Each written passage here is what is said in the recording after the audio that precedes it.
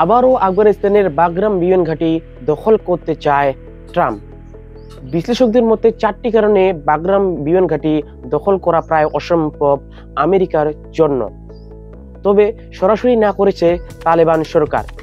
Donald Trump Taliban সরকারকে সতর্ক করে বলেছেন, তালেবান সরকার যদি বাগরাম বিমান ঘাঁটি পেন্টাগনের হাতে তুলে না দেন তবে খারাপ কিছু ঘটবে। চলুন বিস্তারিত জানি। বাগরাম বিমান ঘাঁটি কেন গুরুত্বপূর্ণ?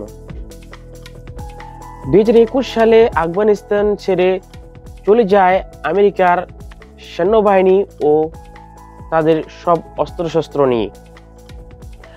গত কয়েকদিন আগে লন্ডনে এক সফরে সাংবাদিকদের সঙ্গে ট্রাম্প কথা বলেন এবং সেখানে তিনি বলেন, আমরা সেই বাগরাম বিমান ঘাঁটি আবার চাই। কেন এই বাগরাম বিমান ঘাঁটি গুরুত্বপূর্ণ? বাগরাম বিমান ঘাঁটি হচ্ছে শুধু আফগানিস্তানের নয়, মধ্য এশিয়ার মধ্যে সবচেয়ে বড় বিমান ঘাঁটি। সেটার দৈর্ঘ্য প্রায় 3.5 কিলোমিটার। মূলত কয়েকটি কারণে আবার বাগরাম বিমান ঘাঁটি দখল করতে চায় ট্রাম্প প্রশাসন। বাগরাম বিমান ঘাঁটি দখল করার মূল কারণ হচ্ছে তারা আবার আফগানিস্তানকে দখলের একটা অংশ। বিশেষ করে ট্রাম্প প্রশাসন বলছে বাগরাম বিমান ঘাঁটি আমাদের জন্য গুরুত্বপূর্ণ, কারণ বাগরাম বিমান ঘাঁটি চীনের পরমাণু কেন্দ্র থেকে মাত্র কয়েক ঘন্টার ব্যবধান। আমরা যদি আবার বাগরাম বিমান ঘাঁটি দখল করে নিতে পারি তাহলে চীনের উপর গুরুত্বপূর্ণ নজরদারি আয়ত্ত করতে পারব। ফলে আমাদের কূটনৈতিক ও সামরিক দিক দিয়ে আমেরিকার অনেক গুরুত্বপূর্ণ অংশ হয়ে ওঠে বাগরাম বিমান ঘাঁটি। আবার আফগানিস্তান বাগরাম বিমান ঘাঁটি থেকে ইরানের গুরুত্বপূর্ণ অঞ্চলগুলো খুব কাছাকাছি।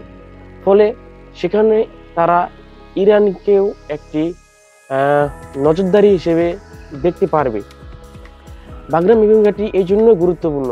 আবার বাগরাম বিমান ঘাঁটি থেকে পাকিস্তান খুব কাছে। এর ফলে ট্রাম্প প্রশাসনের কাছে বাগরাম বিমান ঘাঁটি খুব গুরুত্বপূর্ণ।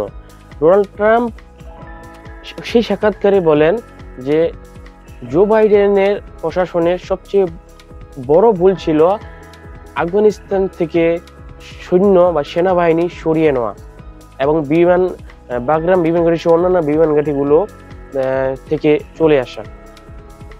তিনি এই কথাই বলেছেন যে বাগরাম বিমান ঘাঁটি আমাদের জন্য খুব গুরুত্বপূর্ণ। কোন 4টি দেশের কারণে বাগরাম বিমান ঘাঁটি ট্রাম্প প্রশাসনের দখলে নেওয়া অসম্ভব? এই 4টি দেশ হচ্ছে চীন, রাশিয়া, ইরান ও পাকিস্তান।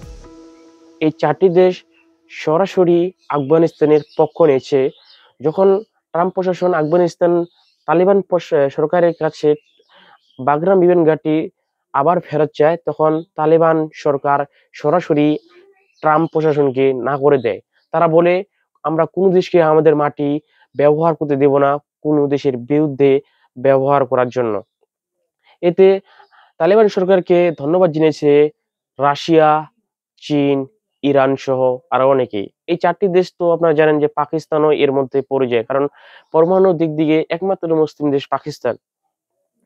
এই কারণে মনে হয় বাগরাম বিমান ঘাঁটি ট্রাম্প প্রশাসনের দখলে নেওয়া অসম্ভব।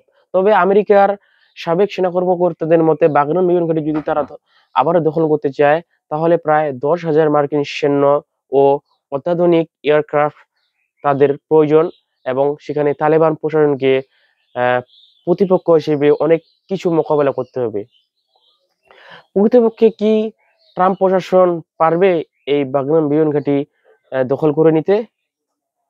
যখন ট্রাম্প আবার তালেবান সরকারকে হুঁশিয়ারি দিয়ে বলেন, যদি তালেবান সরকার এই বাগরাম বিমান ঘাঁটি পেন্টাগনের হাতে তুলে না দেয় তবে খারাপ কিছু ঘটবে, তাহলে কি কোনো যুদ্ধের আশঙ্কা আবার দেখতে পাচ্ছে তালেবান সরকার ও আমেরিকার মধ্যে?